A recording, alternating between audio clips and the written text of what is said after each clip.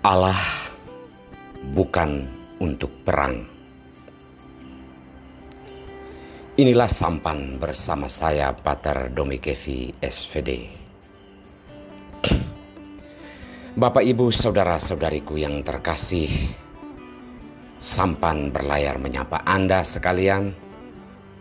Semoga sehat, dilindungi, dan diberkati Tuhan.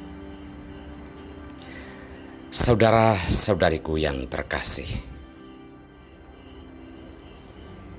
kita beriman atau percaya kepada Allah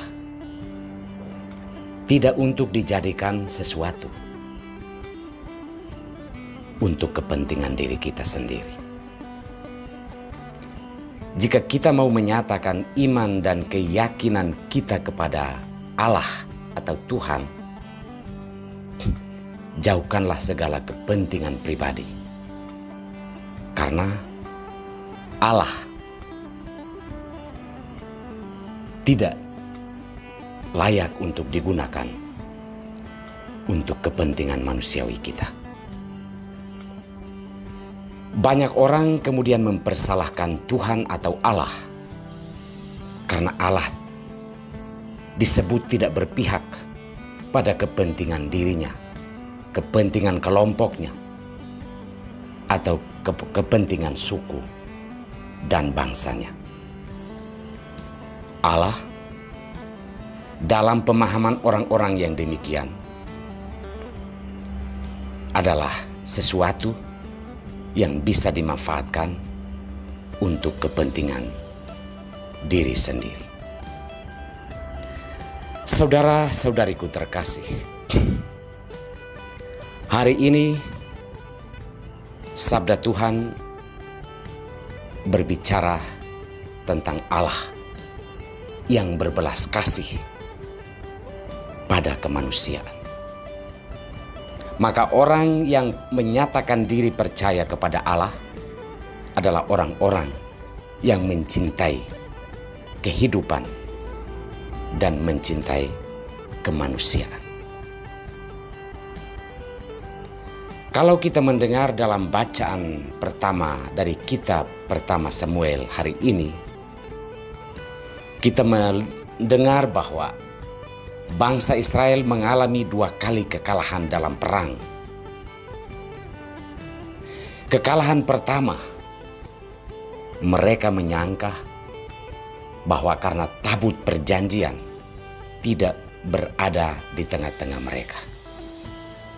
Perlu kita ketahui, tabut perjanjian bagi orang Israel adalah simbol keberadaan atau kehadiran Allah di dalam hidup mereka. Maka ketika kekalahan pertama dalam perang, dan waktu itu karena tabut perjanjian tidak ada dalam kehidupan mereka, maka mereka mengira bahwa itulah alasannya. Maka berjuanglah mereka mendatangkan tabut perjanjian di tengah-tengah mereka. Namun apa yang terjadi ketika perang melawan orang Filistin? Mereka juga tetap terpukul kalah. Kisah ini mau menunjukkan kepada kita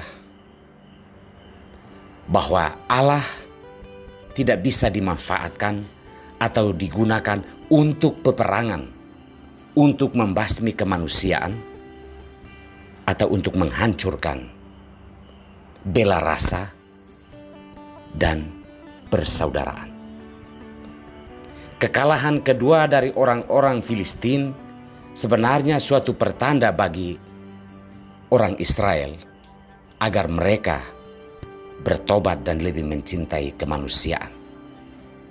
Menghindari peperangan yang mengorbankan ribuan orang.